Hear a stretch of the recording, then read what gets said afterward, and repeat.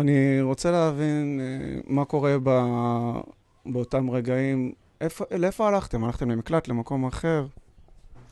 ניסינו להיכנס לבניינים ממול, למקלט, אבל הוויטרינה של כל החלונות בוויטרינות של כל הדלתות של הכניסות לבניינים ממול, של בניינים חדשים, הכל היה על הרצפה, לא היה אפשרות לעבור, עד שהזזנו קצת זכוכיות, נכנסנו של הבניין, אנשים הכניסו אותנו לבית שלהם, זה גם אנשים שהוויטרינות בתוך הבית שלהם הכל התפוצץ, במרחק של עוד איזה 50 מטר מאיתנו, אבל הכניסו אותנו לבית, מים, הושיבו אותנו לספה, כל הילדים להירגע, עד שאחר כך אחד מהבני משפחה בא לקח אותנו אליו הביתה, היינו כולנו עם פיג'מות, בלי שום ציוד, רק עם הפיג'מה על הגוף, בלי פלאפונים, בלי כלום, הכל ככה ישר מהמיטה לרחוב.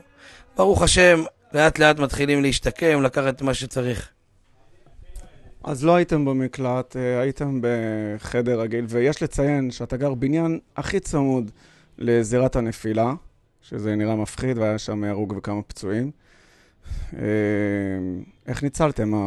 מה קורה פה? כאילו, אתם בחדר רגיל, חדר מדרגות, חדר פנימי, ממ"ד, מה יש שם? איפה הייתם?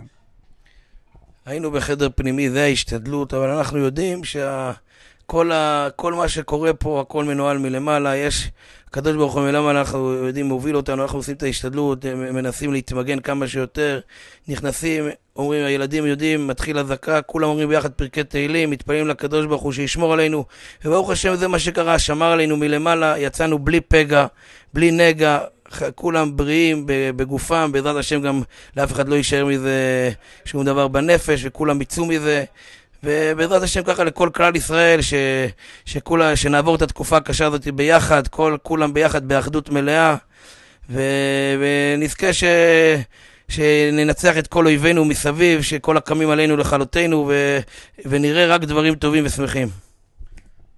לא הספקתם להגיע למקלט, לא ראיתם מקלט, משהו כזה, ואז נכנסתם לחדר הפנימי. כמובן, גם אתה וגם אנחנו אומרים, חייבים לשמוע על ההנחיות של פיקוד העורף, זה גם הרבנים אמרו של בני ברק, וללכת למקלטים פשוט לא יתאפשר לכם, אתם הייתם בלחץ, לא מצאתם מקלט, והלכתם למקום שהכי יכול להגן עליכם. קרה לכם נס מטורף. אני רוצה שתחזיר אותי לרגע, זה מה שמעניין אותי, הרגע שנפל הטיל. מה, פיצוץ אדיר? מה קורה? איך אתם מתארגנים? מה קרה באותם רגעים? הייתם באמצע שינה.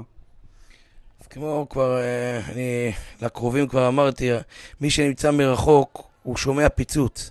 מי שנמצא קרוב הוא לא שומע פיצוץ, הוא מרגיש את הפיצוץ. זה משהו שאין איך להסביר אותו, אבל הכל באותו שנייה, אין זמן למחשבה, הכל פאק, הכל מתעופף. ולאט לאט אולי יותר נזכר בזה, אבל בינתיים יש אאוט קצת על אותו רגע של ההיסטריה. בעזרת השם אנחנו נצא מזה, אבל זה ודאי שכל אחד צריך לשמור על ההנחיות, לעשות כמו ההוראות, זה ודאי מציל חיים.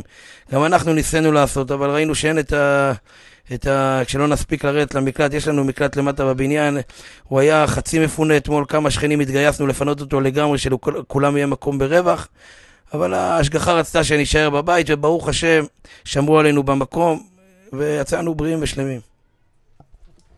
כן, כל הבית הרוס, וגם מסביב, זאת אומרת, אם הייתם נשארים חלילה, אנחנו לא רוצים לחשוב מה קורה. תודה רבה לך, אם אתה רוצה רק למסור איזה מסר לעם ישראל בתקופה הקשה הזאת. כמו שאמרנו, כולם שיהיו חזקים, כולם צריכים להרגיש שעושים את הדבר הנכון. זה ימים קשים, כל אחד יכול להתפלל, פרק תהילים, לעשות מעשה טוב, כל דבר עוזר, זה ערבות הדדית, כל אחד בחלק שלו, מה שהוא יכול, בכל דבר ועניין, להיות יותר טוב בתורה, במצוות, במעשים טובים. בעזרת השם זה מה שיביא לנו את הגאולה, ונזכה כולנו לשמחה שלמה. אוקיי, תודה. רק לסיום, המקום שהגעתם אליהם, שברחתם לכיוון, מה קרה בחדר הזה? החדר נקי מרסיסים, מפגיעות, או שיש שם פגיעות? נקי לגמרי, זה חדר נוסף פה בבית, אפשר לראות אותו בלי זכוכיות, בנקודה אחת של החדר אולי טיפה אבנים, אבל ממש בלי כלום. אפילו יש חלון בחדר שהוא חלון קיפ עם מי שיודע מה זה, שנפתח על ציר, אז הוא לא התפוצץ. אפילו שכל הבניין כולו... כן, מפוצץ.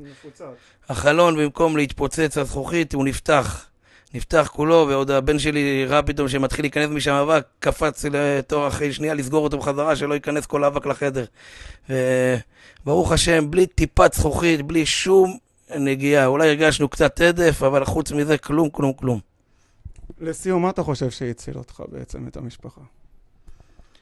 רצונו של הקדוש ברוך הוא לשמור עלינו, וההשתדלות שעשינו והתפילות, זה מה שעוזר, זה הדבר הכי מועיל. עם כל ההשתדלות, כל אחד בחלק שלו.